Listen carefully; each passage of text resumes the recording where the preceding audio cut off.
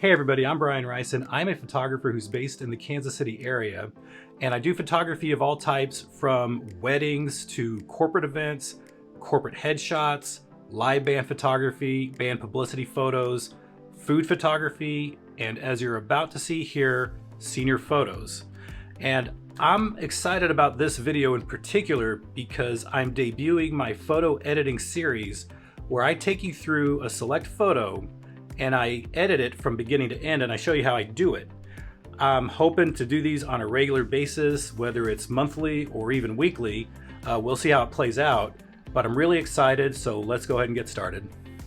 Okay, so here we go. Now, keep in mind, like I said, this is my first video in this series, and I haven't done a video like this before, where I'm walking you through and actually verbalizing what I'm doing and why I'm doing it. So it may seem a little bit stilted. I may seem like I'm all over the place. I suppose that as I do more of these videos, they'll become a little bit more polished, but I think the best way to go about it is just to get on with it. So we are going to do that. And as you see, we're in Lightroom right now, and this is the photo that I've selected, and it is of a senior photo session. It's her name is Kylie. And we shot this in downtown Lee Summit, Missouri last October. And we walked around downtown Lee Summit, which is a really beautiful downtown. I loved shooting down there. Now, one item that I use in particular, in addition to my Wacom tablet, is the Wacom Express Key remote. And I've had this for about a month now, and it's been fantastic. I have a review for this elsewhere on my YouTube channel, and I'll link to that in the description below. You know, as you can see, I'm using these inputs to select the photo that I want to work with. And the thing about the Wacom Express Key remote is that you can program your shortcut keys into this, so you don't have to reach over to the keyboard if you don't want to. And the Wacom tablet has 8 keys on there that function the same way. This one has 17 keys, so you have even more expandability with this. Now, I like to use the Wacom tablet as a touchpad. Not a lot of people do, which is another great thing about this. So I'm coming through here, and what you're seeing is that as I go through, I'm scrolling through these black and white photos, or these black and white options, and you're just seeing how they look when you turn them into black and white. All right, so I'm choosing this photo because I kind of ignored some of the rules that you're supposed to be following as a photographer, in that when you're outside shooting in bright sunlight, you want to avoid being directly in the sunlight because it creates this high contrast, which you're seeing in this photo where, you know, the highlights of the sun hitting the subject are really bright, and then the shadows are really dark, and that's very difficult to work with. And in particular, with this photo, what you're seeing here with Kylie is that she's dappled, and by dappled, I mean you have sunlight hitting her in some spots, as you see on her arm here, and just below her right knee, and her face. And then you have the rest of her in shadow, and that's a very challenging thing to edit. For some reason, I've always been kind of partial to this type of look, and it's especially because I just think the light is really pretty at that time of day. And so I decided to just go for it and see what I can do and post with it. So that's what we're going to do right now. And to start off with, I'm just going to do my basic standard sort of edits where I just mess with the sliders. And what I like to do is get the photo to give the photo a little bit more punch, a little bit more pop. And I just mess with these tools, and you just kind of follow me on the slider panel on the right, and a number of things. I'll try to explain each of these things as I do them, but if I miss something and you're curious about it, feel free to ask in the comments. And one of the things that is a nice little technique to do, if you're not already familiar with this, is you go down to your calibration panel, and especially for outdoor photography, and you come to the calibration panel, and at the very bottom you see the blue primary. You want to try bumping the saturation up to about 50, and that gives the photo even more vibrance to it. I think that's a little bit strong for what I'm wanting, so I'll lower it to maybe 20.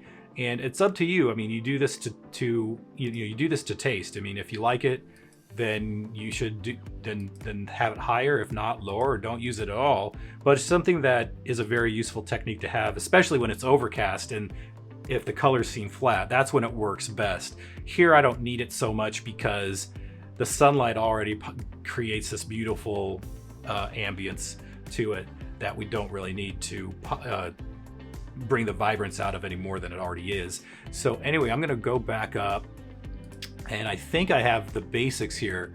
Another thing, lower the saturation. I do like to lower the saturation a bit, especially when I turn up the vibrance, so it's not too overwhelming. And another thing I do, I go into the HSL panel under saturation, which is the one in the middle. I turn the blues down because the blues can tend, here I turn it all the way up, they kind of get a bit garish. So I like to turn them down. That's how they look, turned all the way down. And that's actually not so bad.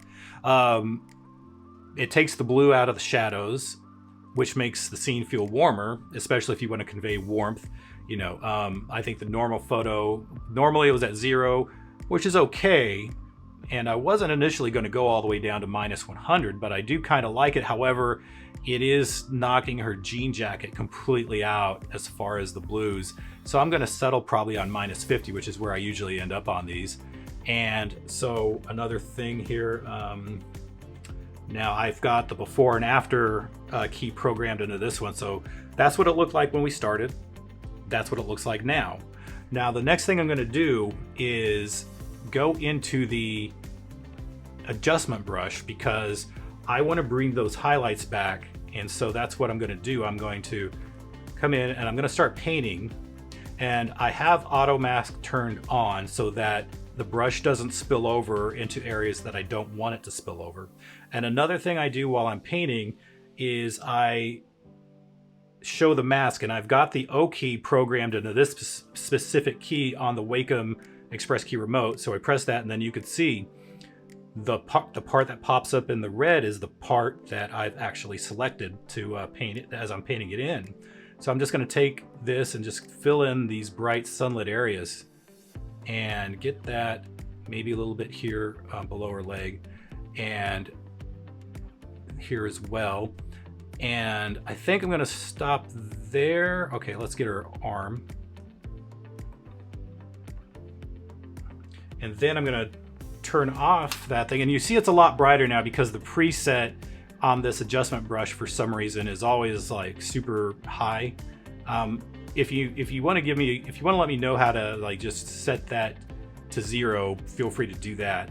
I just find I have to always go back and turn this down, and usually I'll, that's, see what you can do as far as bringing that down and making the photo a little bit more even now than it was in the beginning. So as you can see, that's how we started, and it's a little bit more even now. I'm also going to create a new adjustment brush and take the pen, and I'm going to fill in. And in this case, I'm going to, first of all, I haven't memorized all the keys, so I'm bringing up the settings key here on the Express Key remote. Yes, so the space bar is what I want because I want to zoom into 100%. Actually, I have to turn off the adjustment key first. Space key, so this is a 100%. Now I'm going to go back to the adjustment key, new, and then I'm going to fill in her face. And like I said, the preset's set to brighter, but I'm going to change that when I'm done painting everything in. But I'm doing this so you can see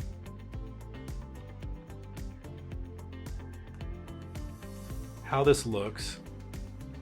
And I'll probably fast forward through this so you don't have to sit through me fine-tuning this.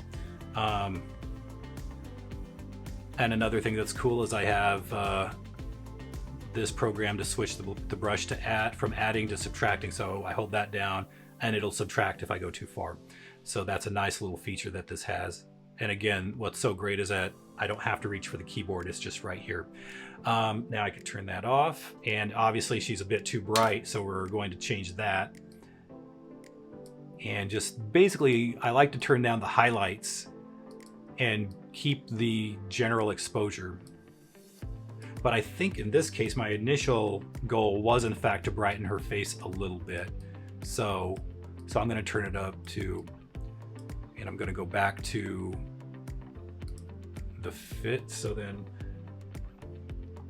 I think I'm going to get it back up there and done. So that's where we're sitting at right now. So again, that's before, after,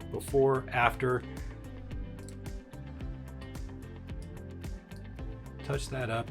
And again, this, you do this to taste. I mean, if you think this is too much, then you would certainly want to like fine tune it in a way that suits your aesthetic, but this is how I like it. So let's go back into the adjustment brush. You want to update something, then you just reselect the adjustment brushes, and then you could see right here is the initial adjustment brush,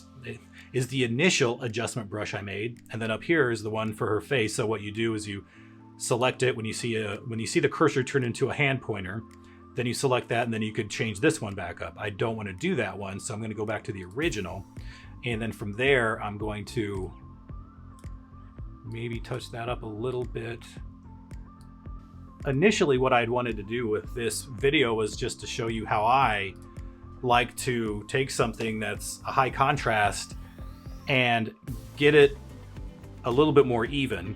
And one of the things that's great about shooting with Nikon, which is what I shoot with, in this particular case, I shot with the Nikon D850 with the Nikon 85mm 1.4G lens, which is a fantastic portrait lens. But the Nikons in particular have such a wide dynamic range that you can recover a lot of detail from shadows and highlights. So I shot the photo in 14-bit lossless compressed, so I just want to get as much data as I can, so that gives me more to work with, especially with exposures. So anyway, I think as we cycle through this, that's how it was before. After, it's a bit more even. Another thing I like to do is go to the effects, go to post crop vignetting, and just sort of bring in, just kind of darken the edges a little bit so that the focus of the photo stays in the middle. Whereas if you don't do that, sometimes, you know, the eye has a tendency to want to follow any bright areas out of the photo. So you don't want that. You want to keep the eye in the shot. So that's what I use the vignetting for. As you can see, that's how it is before, and that's how it is after. And it may be your preference that you want to keep the vignetting turned off. Maybe you feel like it makes the photo breathe a little bit more. That's certainly a thing, but I prefer to have the vignetting on. Okay, so we're going to stop there for now. One of the things that I realized when I brought in all the footage that I'd filmed from the tutorial into Final Cut to begin editing was that it was way too long. We're talking 30 minutes of footage, and I don't want the video to be that long, but at the same time, I don't want to cut out a whole bunch of stuff that I feel is relevant to what I do. So what I decided to do instead was to break this tutorial into two parts, which actually kind of works out because what you've just finished watching was the Lightroom part of the tutorial. In part two, you're going to see the Photoshop part. So go check that out. I'm going to leave a link in the description below.